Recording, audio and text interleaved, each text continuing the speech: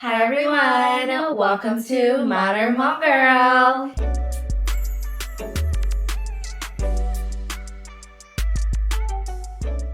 It's the girl Emmy. And it's the girl Lex.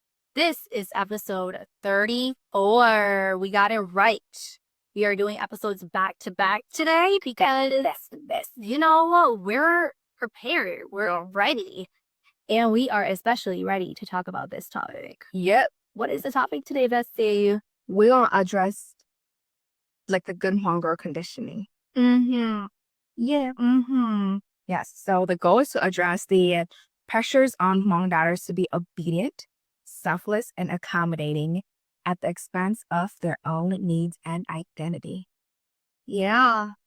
All right. Let's just start off with a story that we have experienced, either personal or community experience that we have had with the good Hmong girl conditioning, where we were praised and seen as good, but also we felt unseen. Yes. And so I can start with my story. I remember this was like during probably like middle or high school, where I was very obedient.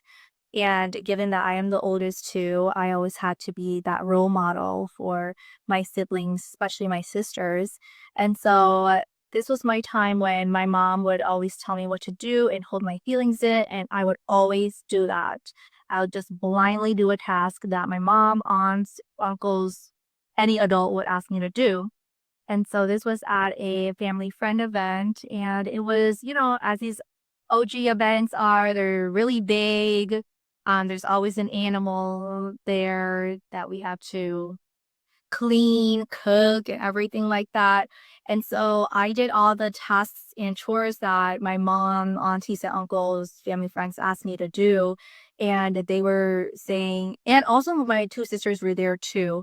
And they were especially talking about me. They were like, oh my gosh, oh, dun sai nama kuli, and like, to me, that was a good thing, right? And to a lot of Hmong daughters and Hmong girls, like, you're being appreciated.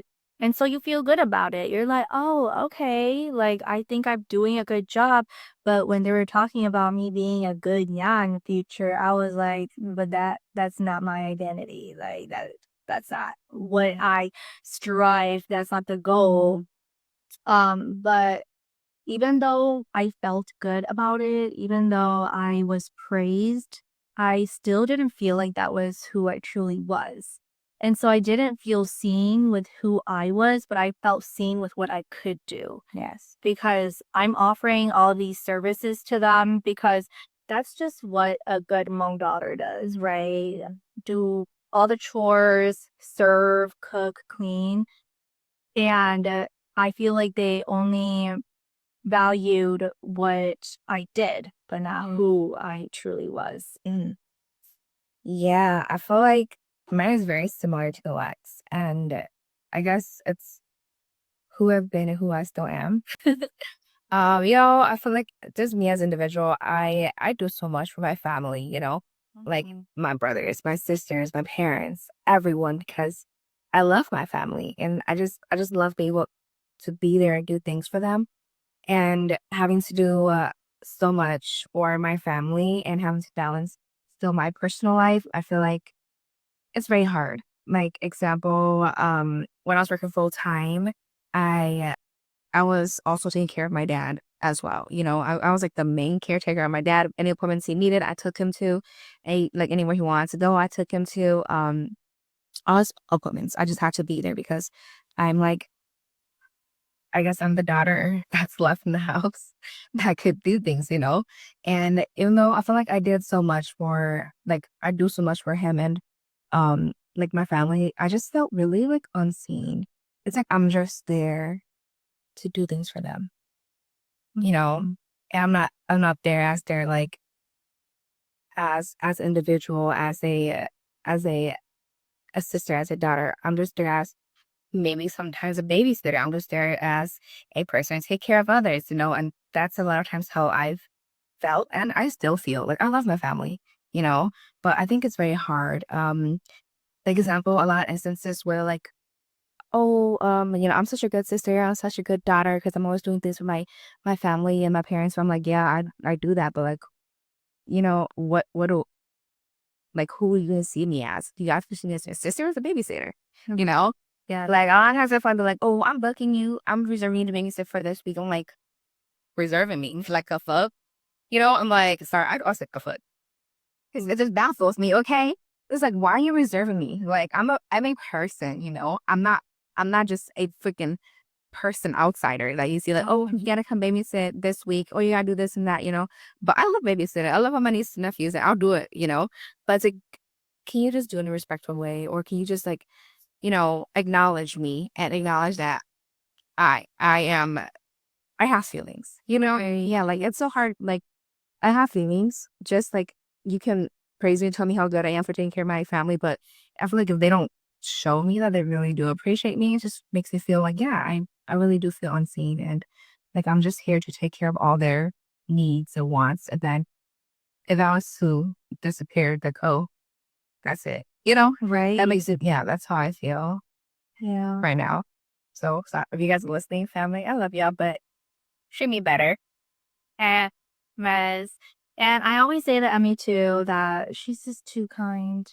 And I also think that the good girl conditioning with both of our stories is that because we're just so reliable, especially you're like so reliable where they're just like, oh, of course she can do it. Yeah, of course Like you can always do this crap. we can rely on her to do everything for us. And whenever like I hear what Emmy does for her family, I'm like, damn girl, that's why I say that you are such a great daughter. You're like the A+ Hmong daughter because she literally just does it out of her kind heart. And like I try on my end, but like if I know it's a little too much for me, I'm just like, no, that I'm good.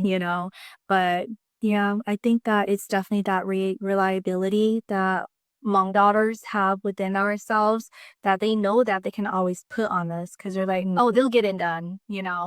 And so that brings us to the next segment of what does the Hmong good daughter um the conditioning looks like, right? And so the first part, always helping with chores, cooking, cleaning, at gatherings, like family, every day at home, like, oh my Lord.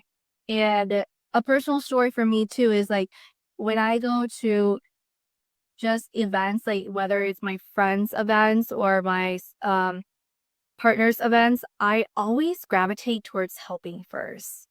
Like I feel uncomfortable coming as a guest, like you feel like, oh, like I'm here but I still want to help because that's just the norm. That's the culture of a Hmong woman, and you feel uncomfortable just sitting while lo chou zhao de zhong, and it's like, oh, Yeah. I just feel like I need to go do something. It's just that we're taught, growing up that you need to go cook, you need to go clean. That makes you good. If you don't do that, that means you're just lazy. Nobody wants you. Yes. So you're just conditioned to think like, oh, for someone to want me or for me to be good, I have to go clean. I have to go do this. I have to help people all the time. So yeah, I think we're definitely conditioned to, we're taught to be a good nya, right? So I feel like what we're taught is conditioning us to be the good daughter, good nya. Yeah. So yeah, always helping, taking and cleaning. Mm-hmm. All right. Next point. Not talking back even when wronged. If you talk back, you a bad girl. Mm-hmm. Like we talked about this a little bit in our other episode. But it's like I'm just standing up for myself. Like I just don't understand why it's so wrong for us to just stand up for how we feel. Like there was, at least for y'all, there was one time when I was drinking with my little brother in the basement. It's so bad. Because I feel like I can't be confrontational with my parents because it's like I don't want to hurt their feelings, right? And anything I say, I always get guilt tripped, right? So one time when I was drinking my little brother downstairs, I really took like everyone's Jaeger bombs, like back to back to back, hella shots, okay? And then I went upstairs. I was feeling super emotional. I started crying for my freaking mom and dad. I was like, why don't you guys just like, tell me you love me, tell me you're proud of me, Why is it always like you always say that to the boys and not me? And I'm like, I was literally bawling my eyes out, but guess what? Of course I got guilt tripped. It's like, oh yeah, I don't want to be a good, mother or a father. And like, yeah, I used to get guilt tripped so bad. And then it's like, oh damn, why do I haven't talked then? Like, it's like, I can't even say anything because at the end of the day, I'm bad for saying that stuff because my family love me so much. My parents love me so much, And obviously, don't do that stuff when you're drunk. Do it when you're sober. But yeah, I just think it's so hard about just opening up because we're just taught that it's wrong if we do. Like another story I have. Okay, I have so many stories, but like I think there was a time when me and my mom got to an argument, and she was saying stuff that was wrong. To me, it was wrong. So I was saying things back because I felt like it was wrong, and I was like, "." And I talked back. My brother's like, "Don't like." I forgot what he said to me, but he yelled at me. He's like, "Don't talk back to mom." I'm like, I don't talk back to mom. I'm literally letting her know that, like, what she did or what she said to me, I didn't like it. I don't think it's right to say. But because I said something, oh, I'm so bad because I talked back. And then I was like, okay, y'all could look so I'm leaving. Like, outside that, I was like, I get really angry. I cried. And I feel like that happens because we don't know how to express our feelings, or our anger because we can't express our anger. Yeah. Because if we do, we're so bad. So we just cry because I feel like the anger connects with like your emotions of like being so hurt. Yeah. So you cry because you're so vulnerable. Yeah. Yeah. Talking back. And I feel like these behaviors and these customs that are taught in your family also applies externally too. Like when you go out or when you go to other people's house and like if for like say a random stranger just yells at you and that you're like, shoot, do I defend myself or like, should I just keep quiet, right? Yes. Because you think back where you came from, which is inside your house, where you got yelled at and then you stood up for yourself, but you got turned down. And so that makes you scared. That makes you feel like, oh, shoot, I don't want to feel that same feeling again. So I'm just not going to defend myself, right? And not that, like, right, it's not talking back at all, but it is defending yourself and it's just making the wrong right. And if you can't do that in your own home, then that is a struggle externally as well. And this happened to me. It happened to me recently when I went over to like um I don't want to disclose this, but like I went over to like a friend's place and one of their aunties yelled at me in a very demeaning way. Like she said things in a very demeaning way to me and it made me feel like it was one of my like or it was like my grandma or my mom saying that to me and I didn't know what to say back because they like the auntie she is OG too and so the way that she says things in Hmong too like she said it in Hmong and everything and it just felt very powerful. I feel like kakamate in Hmong like it's very powerful. There's a little more. Yeah. Mototo. You know what I'm saying? Yeah, words. Moto here. I don't know where it is from this Hmong words. Yeah, it's so emphasized. And so like when she came at me like that, I guess I had like a low-key PTSD trigger because, that's how my mom and my grandma talked to me before. And so I just kind of like was like, oh shoot, what do I say to that? Like, that's when I realized that, ooh, I need to stand up for myself. Like, I need to say something. I just can't let these people talk to me this way. And me being 26 and realizing that is wild at 26. It shouldn't be normalized, but I think detecting it and acknowledging it, being conscious about it, and trying to better yourself at it is the important part, is the key to not repeating these mistakes and not also passing it down to the next generation too, because we don't want this to be a cycle. Like, when I acknowledged it, I was like, period. I'm taking accountability. I'm not blaming. Like, if I were to blame her to make me feel that way, then it means I would just be repeating it. But I'm taking accountability of me not standing up for myself because I was like, oh, you know what? I like, because you can't control what other people say to you, but you can control what you say to them or you do. Like, The thing with blaming is like when you blame, it's just to make you feel better, right? yeah, But when you acknowledge it and take accountability, like, oh, they made me feel this way. What am I gonna do about it? If you keep blaming, you don't do anything about it. There's no growth. You know? yeah, Yeah. sure. Exactly. So that's when I was like, yeah, I'm so glad I detected this in myself and I know next time to do better. And sometimes I be playing scenarios in my head. I'm like, okay, This girl has right arrow player. yup. I'm like, oh yeah, okay, this happened. Like sometimes I be quiet, right? I'm like calm, but really I have like 10 scenarios in my head going on. I'm like, oh, okay, yeah, I know I could do this. What if we do this? Yeah, you always gotta be ready. Yeah. Always gotta be ready. But like when you stand up for yourself, like always do it in a respectful way, obviously, Yeah, and don't do it in an unhealthy way or toxic way because that's just gonna go back into a circle. right. So, do it respectfully and yeah. Yeah, this isn't talking back. It's just simply respectfully standing up for yourself. Yes. Setting your boundaries. Yes. All right. Next Mm. is putting family reputation over personal happiness. It happens so much I know. all the time. Yeah. Like why, you know, oh, I mean, examples for me, right? My parents always said to chase my dreams, do what I want to do and whatever. And that I told my parents or my family, like, I want to be a cosmetologist. No, you're not going to get anywhere. You're going to get no money. Nothing, it's not going to be good. I want one of my kids to at least have a degree. Okay, I guess I'll go get a damn degree. It's like that family reputation, like, oh, wow, I have a kid. Yeah, they got her bachelor's. And now it's like, them go get their master's now. Like, shit, now me. Yeah. It's always like that sacrifice of like, oh, I want to make my family happy. I want them to be like, oh, pass one to praise on. Yeah, so I feel like it comes a lot with, I mean, I see it a lot with daughters a lot more than with sons. I know it happens too with, our sons, but I think it happens so much more with daughters. Like they're just expected to sacrifice their life for others.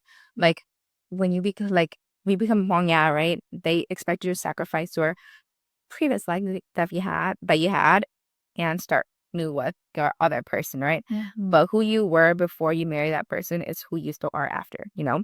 Yeah. So I feel like, yeah, a lot of times you just yeah, it was just too many sacrifices that are made to make sure your family has one baby, one baby.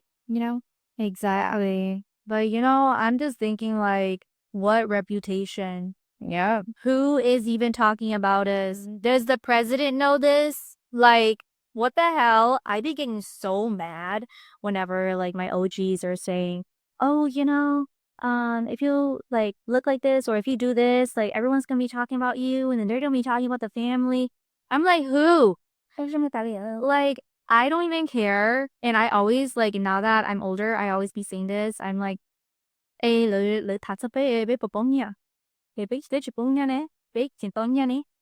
Like, honestly, because if they're talking about us and if we're losing money, then yeah, I'll stop right away.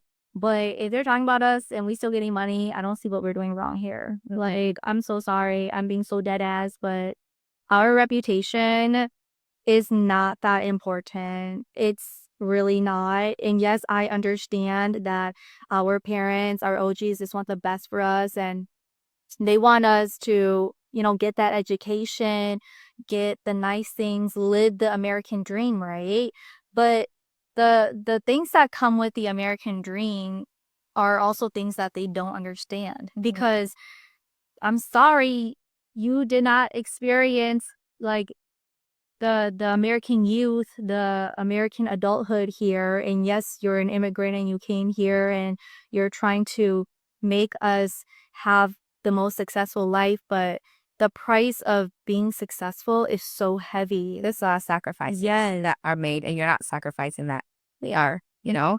It's like they want what's best for us, but they don't know what's best for us. Right. You know that best yourself. Yes. And like so many people are like, oh, education is the way, but there's so many other ways to get the American dream without having to get a college degree.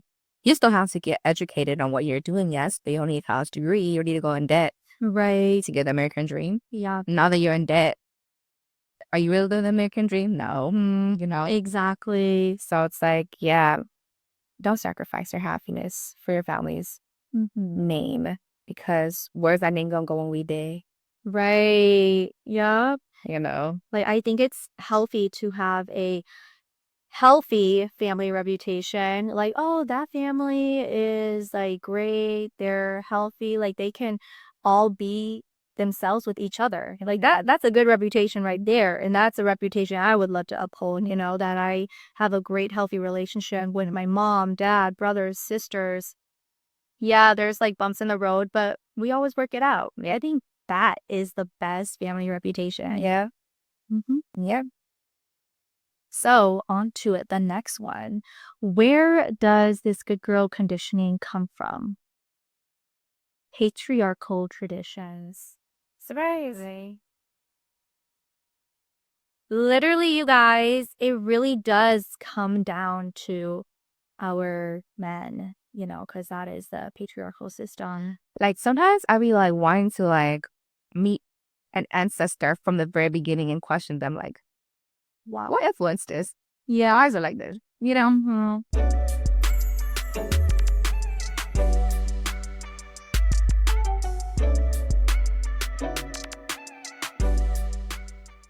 And for the second one, It completely ties in with it. yes. Family honor and community image. Again, family reputation, because you want your daughter to be a good daughter so that other people see them as a good daughter, and then they'll see them as a good nya. So I feel like just throughout this whole life of being a Hmong daughter, you gotta be a good daughter, and then you gotta be a good nya, you gotta be a good nipo, and then you gotta be a good po, and then you it's like, why I gotta be good my whole life, girl? For real. No. That's why we're baddie. Yes. Yeah, so you just gotta carry that family honor to the very end. But then, like, what I don't understand is, like,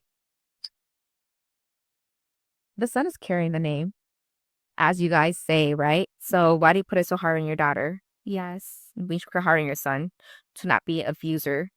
Yeah. To be a good son, to be a good father. Yeah. Like, make it hard on yourself, like how you make it hard on your daughters. I like how you said that, to be an abuser. Like, Yeah, because it happens so much in our Hmong community. And, like, yeah, I think, of course, there are Hmong women abusers, and it's not talked about as much. But if we see statistics and all the stuff that are on the news, there's a lot of Hmong men abusers, and what's the result? Death, right? A lot of things like that happen. Yeah. And I think it really stems from, if you're teaching your Hmong daughters, please teach your Hmong sons. Yeah. I also want to add that Hmong daughters are viewed as a commodity. Yes. We are viewed as a value. Yep. Not as much as humans, I feel like our human dignity is stripped away when it really comes down to those Hmong law, which is Hmong Kai. Because when it gets really serious, right? And I'm talking about a very serious conversation. Hmong women are no longer humans, no longer people. We are a commodity. We are viewed as, dare I say, a slave almost, where we have to just blindly follow and blindly do. And that's where, it stems from our patriarchal system. And being treated as a commodity is just Heartbreaking. Yeah, it really is. People, we're humans, Yeah, so I just think it's like super, like, it's sad to like grow up and get taught by your mom, like, oh, you can't like you're only our daughter now. When you get married, you're their family, you're no longer our family. But yeah, I think it's just sad. And But now, like, I, even though they say that stuff to you, your parents will always love you, they always love you and you'll always be their daughter, but it's because you're married to a different family. You have their last name now, you're not their family. Yeah. But yeah, I think that's just very sad for Hmong daughters. And I hope that they stop saying it like that. Like how you could contact, like, okay, I'm still your daughter. They stop saying that, Yeah. Right. I'm so sorry, but what does kansai mean? Like I'm like you saying it, I kind of get the definition. I don't know the exact definition of contact, but it's basically like until you get married and then put all the learning, because that's why they say put contact. Yeah. But I don't know the exact definition. So if y'all know the exact definition of contact is, let us know. Or ask my mom and I'll let y'all know. Okay. Yeah, but you using it in a sentence, I kind of get what it means. Yeah. It's like, oh, you are a daughter like this way. Là chỉ được con trai sư là chỉ từ em là năm tỷ và năm mình yeah. Stuff like crazy. Mama is just a term contact. So Yeah. oh, and I should ask for the exact meaning of what cow is. Contact. Koha. I don't know. Cow like cover, like you're a cover of our daughter. I don't know, cause Isn't that a plow? oh, yo, chipota. I think cow, yeah, kola. Okay. You know kola? Like, Kola? yeah, so contact, right? Cow. I don't know. We don't know, but yeah. If y'all know, please align us. Yeah, teach let us. us know in the comments. You guys. That's how it should be like. We should be teaching each other, right? Mhm. Yes. Yeah. All right. So moving on to the next, like how does this impact adulthood? It impacts 100%. Okay.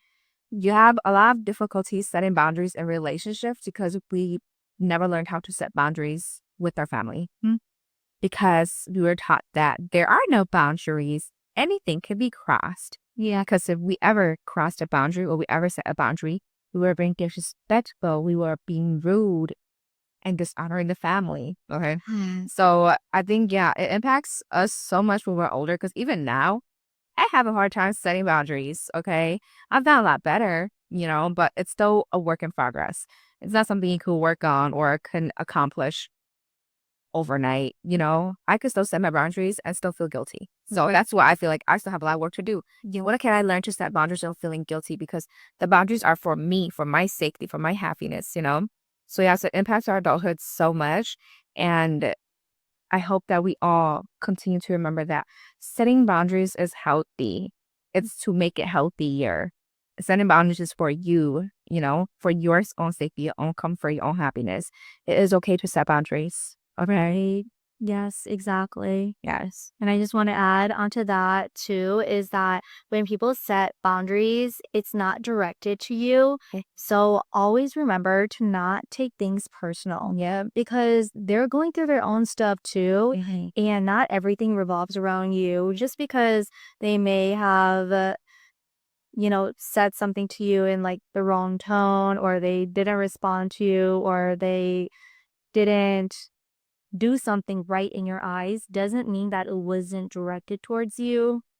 They're probably having a bad day, or they probably just can't like contain right now, where they have to just be, isolated from everyone. Because I'm the type where when I'm in a very difficult situation, I just like to isolate myself from everything and reflect and think about, what I can do, what better can come from this situation, whereas just like, facing it front right away, especially with my OGs, because it's really hard to, I guess, give them an answer right away because the answer has to be like perfect for them. And so I had to like articulate it in my mind and then give it to them. But like once when I'm silent, they're like, "Oh, why are you quiet now? Like, why are you mute? Are you mute or something?" And it's just like, yeah, exactly.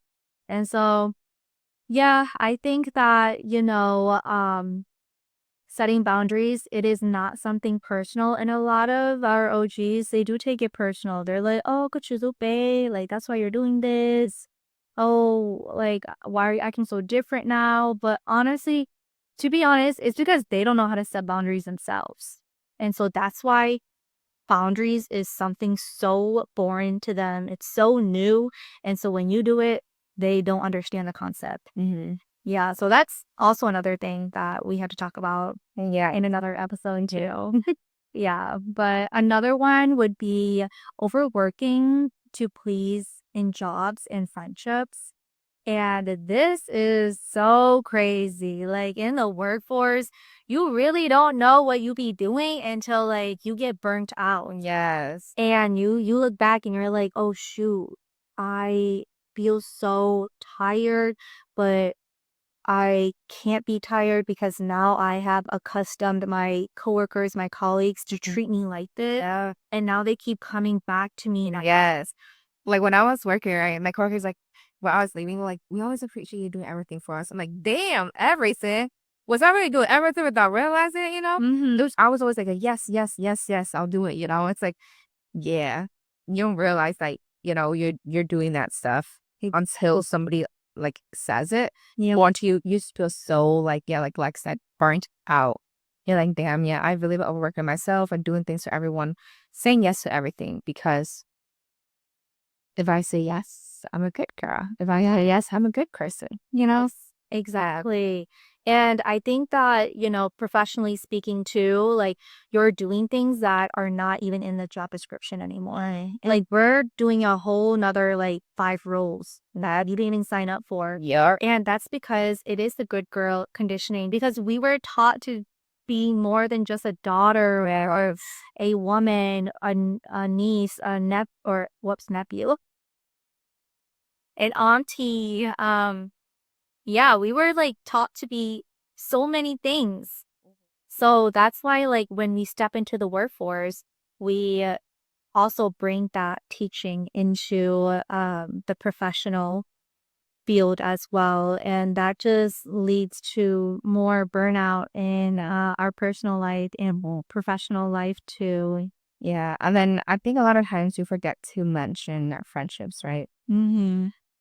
I feel like, I mean, I think it's very hard for friendships when you have friends and you're scared to lose them.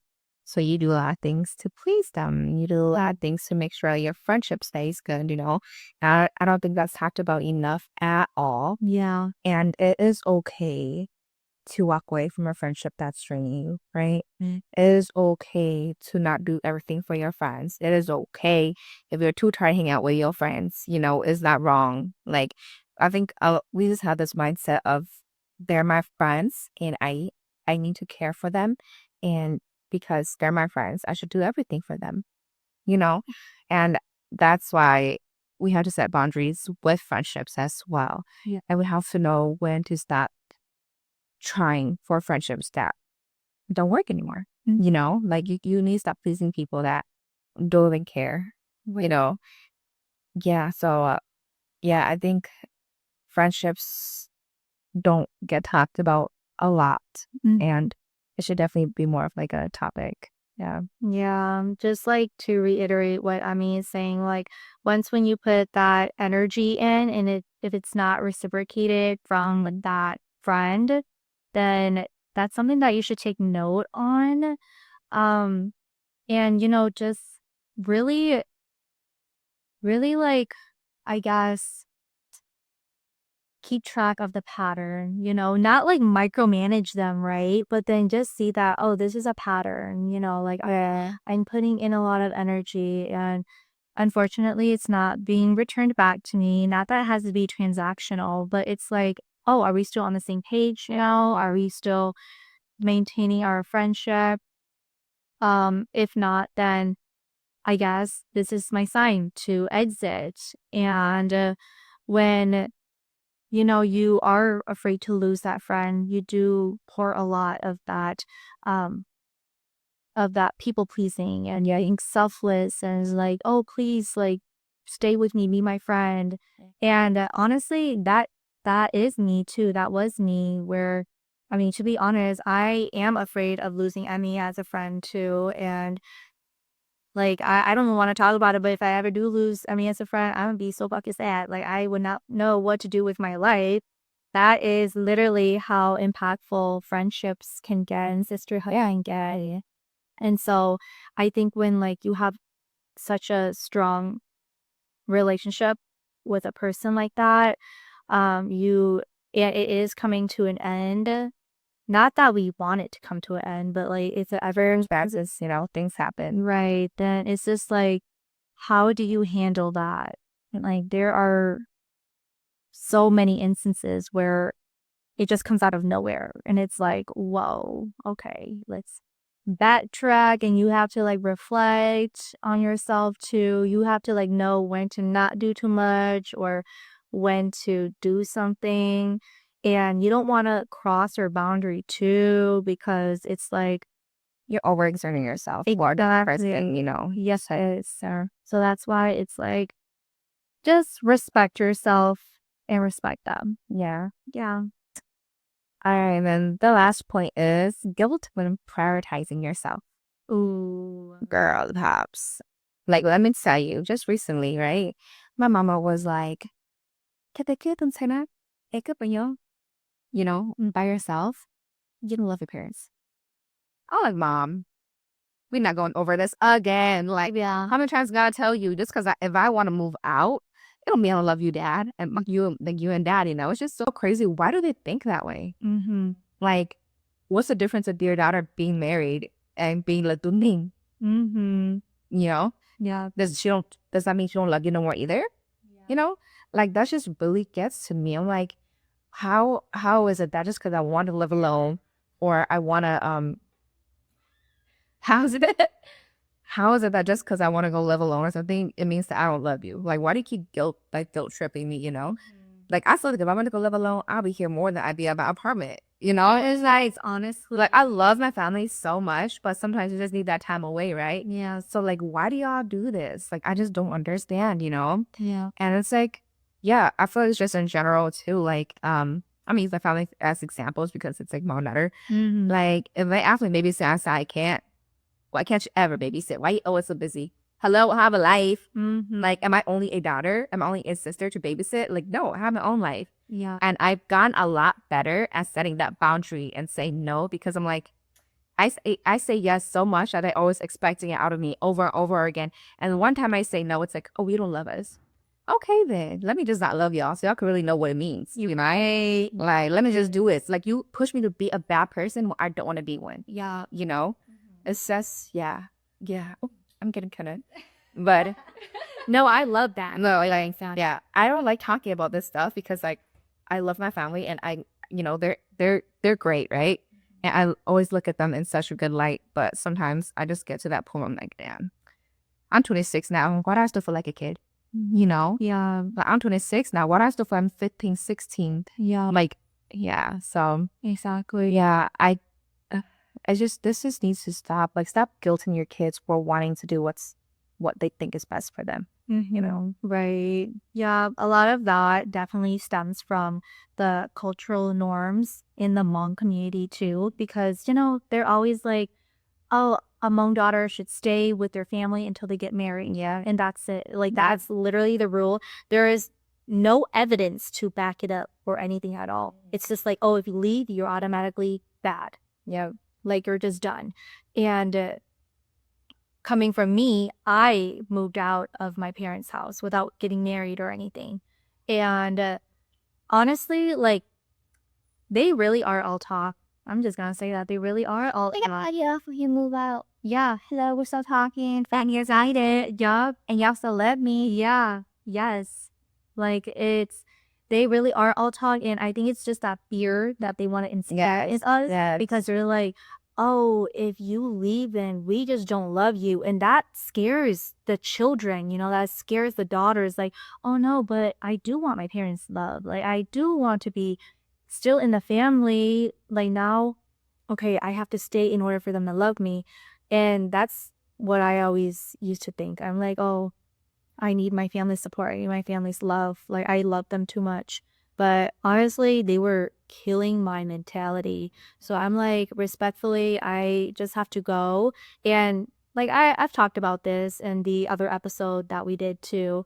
But yeah, it's just all about prioritizing you without feeling guilty. Yes, the guilt will always be there, but will they ever feel guilty, right? That's the thing too. And I think that's something that they will never talk about, or it's hard for them to talk about. Because to them, they just think like, we just want what's best for you. But what's best for you when you 5 years down the road, you're not doing what you love? Right. What does it impact you, right? So, Exactly. yes. Please, let's go out of this, y'all. Yeah. I hate it. Just because you prioritize yourself does not mean that you are doing anything bad to anyone, because as everyone always says, if you can't help yourself first, how are you going to help others? Like literally, Yep. whenever, even safety protocol, whenever we're on a plane, like if oxygen masks drop, you have to help yourself and then you can help other people. Because if you help other people first, well, shit, you're going to die. Yeah, you're not going to miss it. Yeah, you're running out of air now. And so it's like you have to help yourself first and then you can help other people. Yes. So, Yeah. for that. Mm-hmm. Yeah. All right. So, how can we heal from this, while respecting our culture, right? So I think like the first thing is like redefining what a good Hmong woman is. That's like basically it, Like I think like a good Hmong woman just comes from our personality, our traits, who we are, right?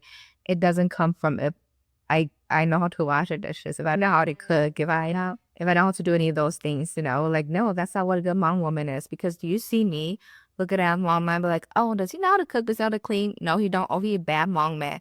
Like you don't see us doing that, right? So it's just really find what a good Hmong woman is, like clear as day. And another way is to speak your truth while honoring elders. And I feel like this one is pretty hard too, because, I feel like elders, they will always view it as talking back, or they will view it as something negative. But really, I think they have to reflect. And I think that's something that everybody does, because I know, like, for a fact that my grandma, like now that we are adults, we're older now, she'd be reflecting on her actions, on what she does to us, because we're older now. Because we can, not that we can talk back, but we can stand up for ourselves now, and we can leave when we want to. And so now she knows that we have that power to just walk away from her. She now like reflects back, and then she like comes and talks to us about it, which is crazy, because I'm like, damn, you could have done this like when we were kids, yeah. But now that you view it as a fear, it is just like, like it's gonna instill that in us too. Like, oh, now we're gonna be fearful when people leave. So we have to, like, now it's a necessity for us to have to reflect and talk to them so they won't leave. But versus like actually honoring their feelings and respecting how they feel, and responding also in a positive way too, should just be an act of being genuine, And so I think, speaking your truth while honoring elders in a respectful way, is also steps to healing while respecting our culture as well. Yeah, because I feel like doing it disrespectfully just comes back into like a toxic circle. Oh yeah, they just kind of repeat it. Yeah, so you can always do things in a respectful way and say things in a respectful way, but still standing around and stand up for yourself.